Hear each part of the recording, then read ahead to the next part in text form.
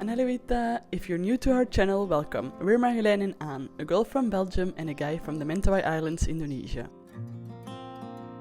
About 4 years ago, after months of looking, we came by this piece of land and decided it was where we were gonna create our own corner of paradise. Close to Aan's roots, in the middle of nature and with world-class waves on our doorstep. The first step was to start clearing the land and dig a well for water. There was nothing on the land besides coconut trees and some bushes. No electricity, no running water, no Wi-Fi, no phone signal or shops nearby. At the time, we also didn't have a YouTube channel yet, as it would have been very hard to film and keep the batteries charged without any electricity. So unfortunately, all the footage I have are some short clips from our phones and a few photos. Hope you understand. In those first few months, we drive to the village, which is about 1.5 hours away, to stock up on supplies and charge our phones, torches and power banks. Once we found fresh water and cleared the land, it was time to start building a small hut where we could live while we were building our actual house. The small house was built very similar to the houses in the local villages, and Aan built it by himself with just a saw and nails. The small hut ended up being more like a tiny house, with 3 small bedrooms, so there was enough space to store our materials and for everyone who would later help us with the main build to sleep.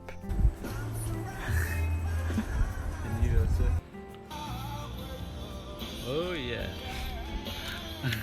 Who is that? Oh, Marjolein. Oh. Make roof from a Mentawai roof, eh? Yeah. We ended up living there for about 3 years.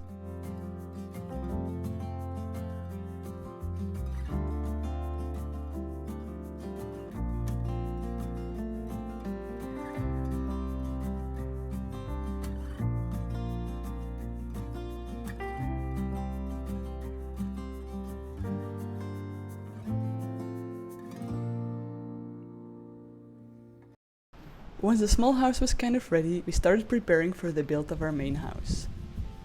We'd drawn up some sketches, and my dad helped us draw the plans for the actual house. Aan had some previous experience in building, but he didn't feel confident to tackle the entire project by himself. Aan ended up asking his cousin Angelo to help. Angelo had been an assistant builder for the last couple of years, and together with some more family, they got started on the foundations of the house in October 2021.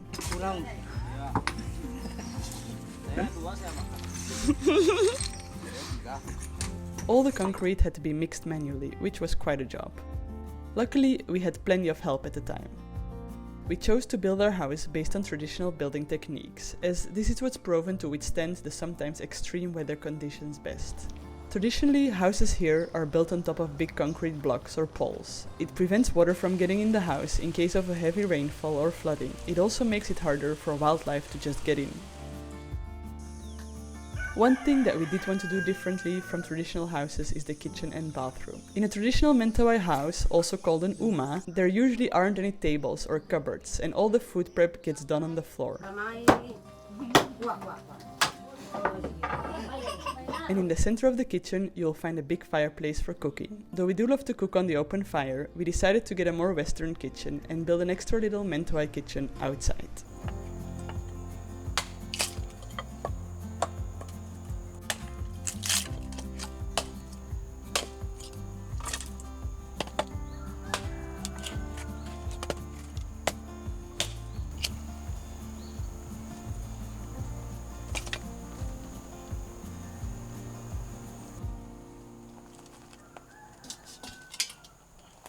Our roof is also a traditional Mentawai roof, made out of the leaves from the sago tree. But let's not get ahead of ourselves, as we are still only doing the foundations. At the start of 2022, the concrete structural work was done, and it was time to move on to the wooden structure.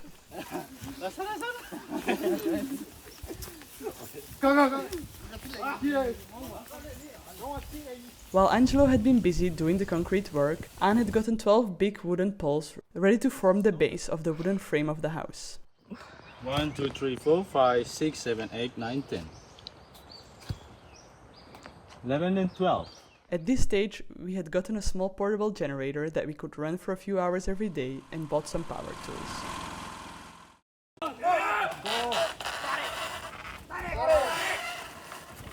On the 6th of April 2022, we got as many friends and family as we could to come and help pull up the poles and get the entire structure together.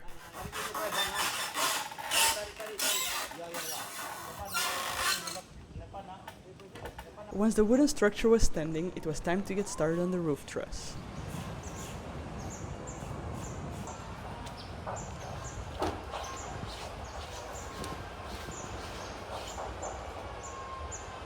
In the meantime, Anne and I made a trip to the village to order our roof pieces. In total, we would need about 2,500 pieces, so the work was split up between multiple families in the village.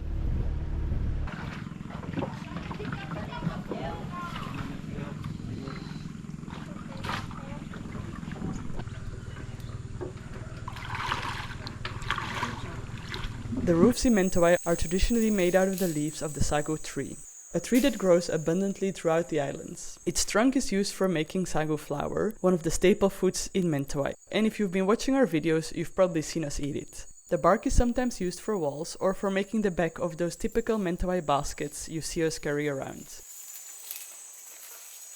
In order to make the sago roofs, the leaves from the top of the tree need to be cut and folded around the bamboo stick when they are still green. A piece of rotten string is woven through to fix all the leaves together. Then it's time to dry them, and once they are dry, they get tied together by 25 pieces per package, so it's easier to transport. We could fit around 6 packages of roofing in our little canoe at once, and we needed to transport a total of 2,500 pieces, or 100 packages.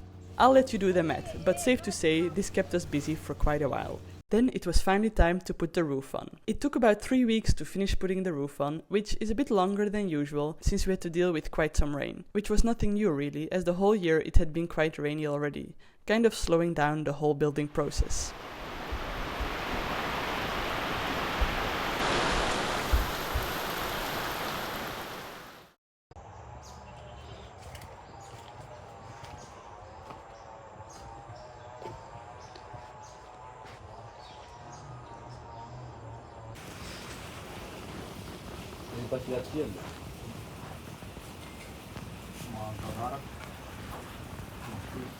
Once the roof was on, it was time to start putting in the floors and walls, but again, we hit some delays.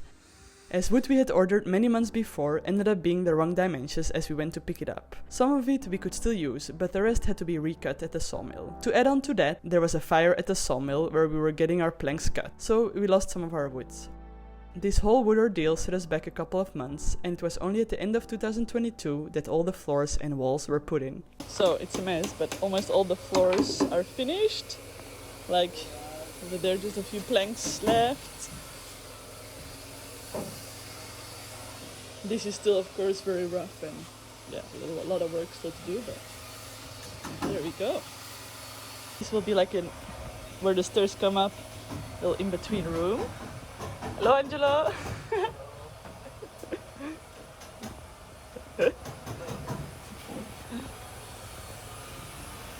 And then here, the master bedroom. And then here we have like a little attic room. Oh, it's also a mess. Oh my god. Whilst we were waiting on our wood though, a local carpenter had gotten started on making doors and windows, so as soon as the walls were on, he came to put in all the doors and windows.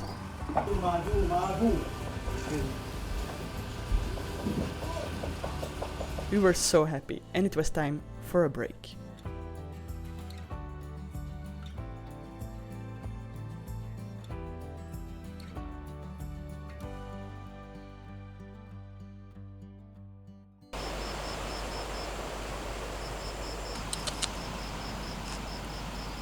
Sophia. Get up.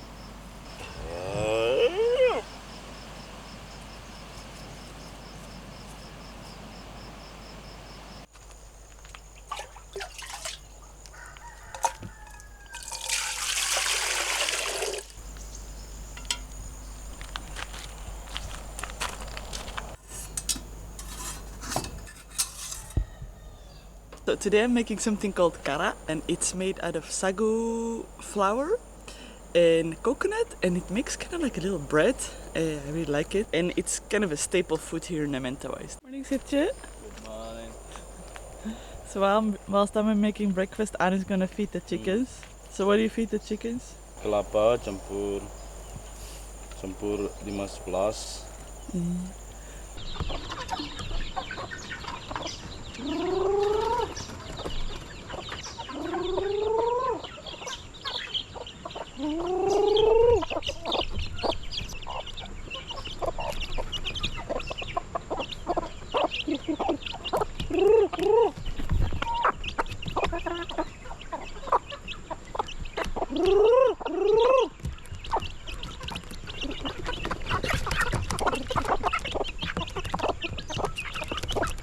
That's it.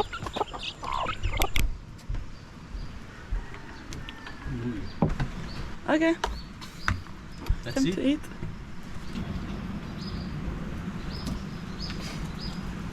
Sandwich. Yeah.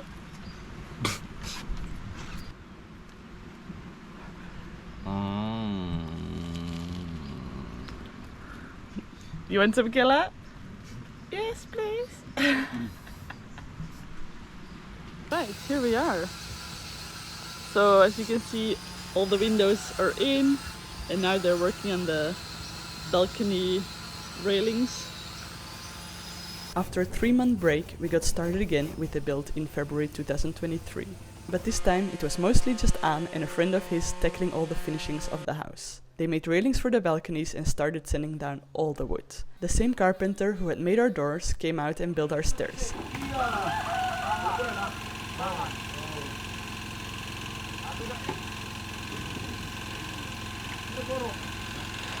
And we also got an electrician to come from the mainland to get the cabling done. Once the cabling was done, it was time to start tiling the kitchen and bathroom. And once the tiles were in, it was finally time to install our toilet and septic tank. Unfortunately, I don't have many clips of every separate part of our building process. Most of the time when the guys were busy building, I was busy cooking, doing laundry, researching materials, organizing supplies, editing videos and trying to get some phone signal or Wi-Fi to do all these things.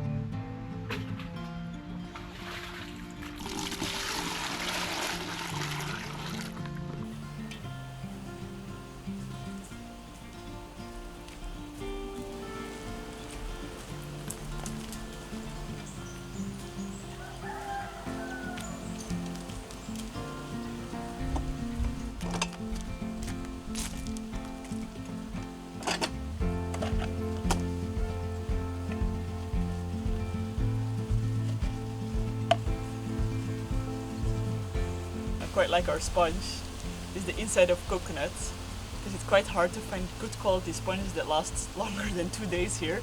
We just every few days take some of the inside of the coconut. It's great. When it's broken, just throw it out.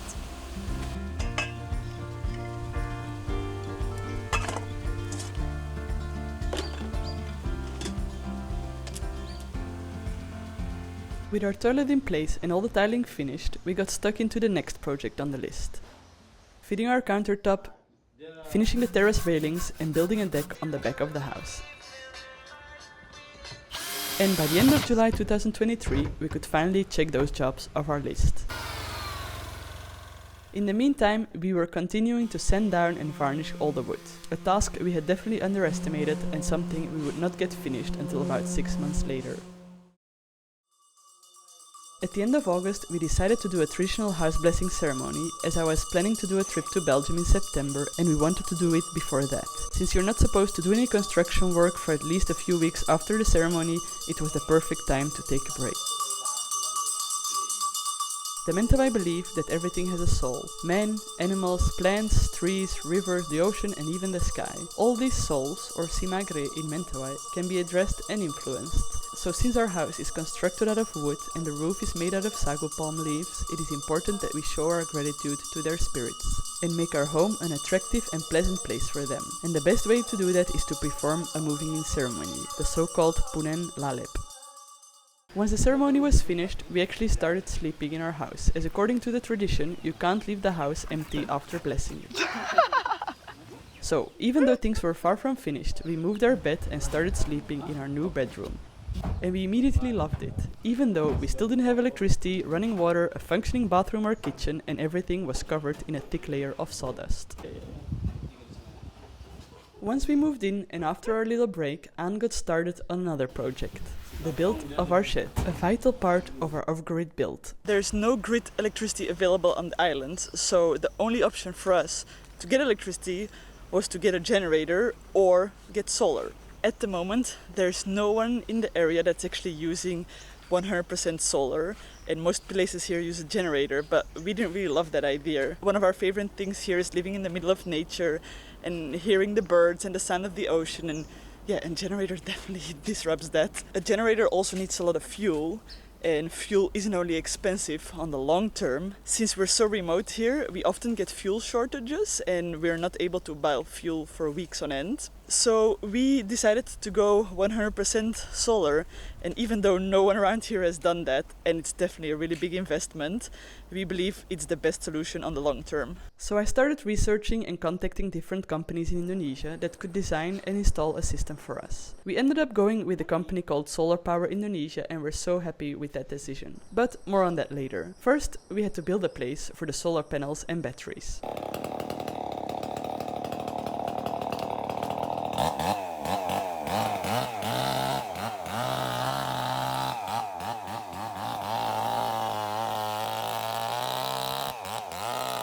We started by cutting down some coconut trees to make sure we'd have a maximum of sun on the shed throughout the day. Once we'd cleared the space, we got the foundations done and the structure up.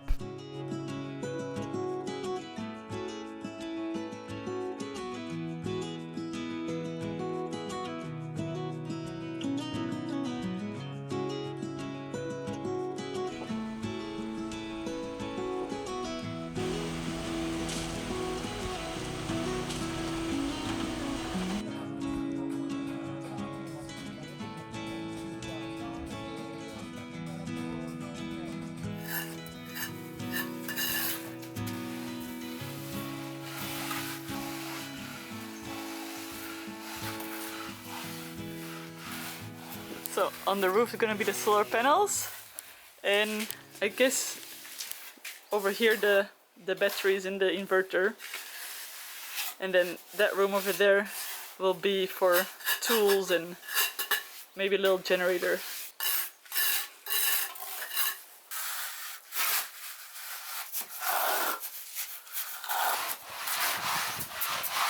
For the walls of our shed, we chose to use the wood from the coconut trees we had cut down to make room for the shed. Coconut wood is not the best wood, but for the shed it would do just fine. So we needed to find someone who could come to cut the trees into planks.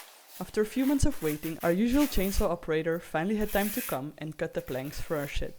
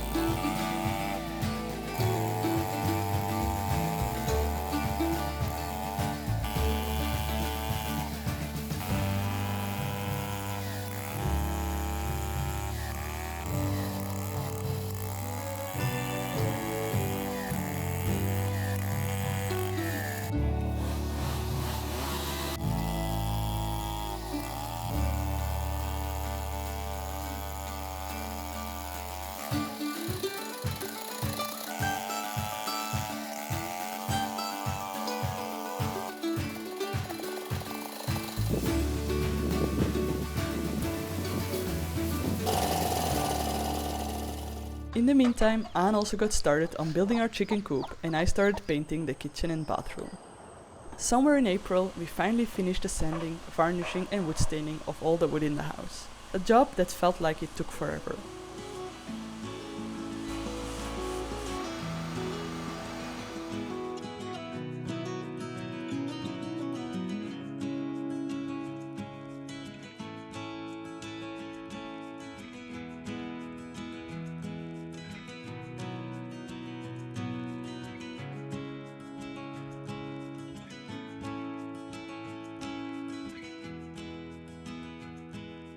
My god, finally done. I'm so happy this is finished.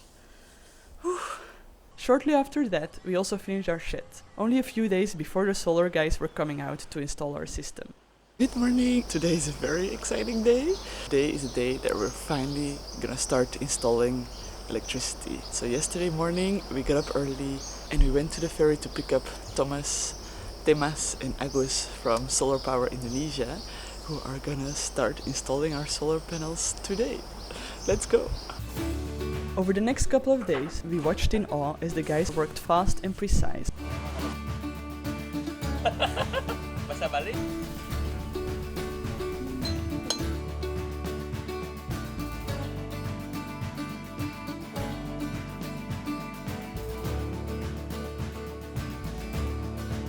And at the end of the second day, we could light up our house for the very first time.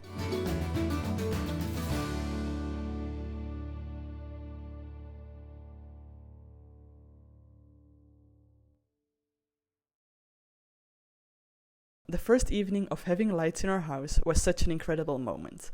We often look back on how far we've come, feeling excited about all the projects completed and a little bit sentimental at the same time. Anyways, once we got electricity, we installed our Starlink shortly after. Starlink had only become available in Indonesia a month earlier. In August, we got our gas stove delivered, after ordering it in Jakarta a month earlier.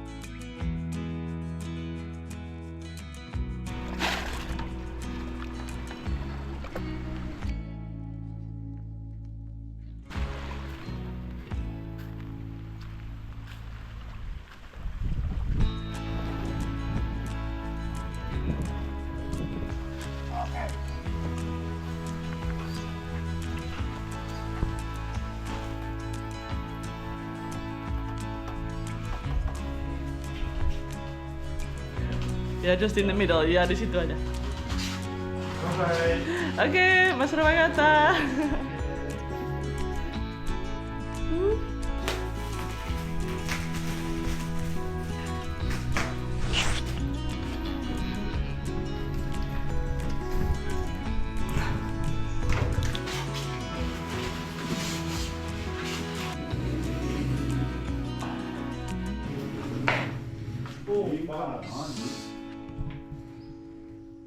Aw. Oh. Oh, finally we don't have to cut it. Okay. No, perfect. Ah, good, good. Look at this.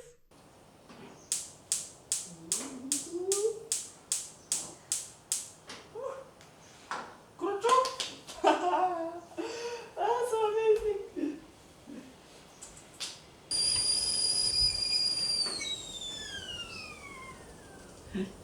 Yeah.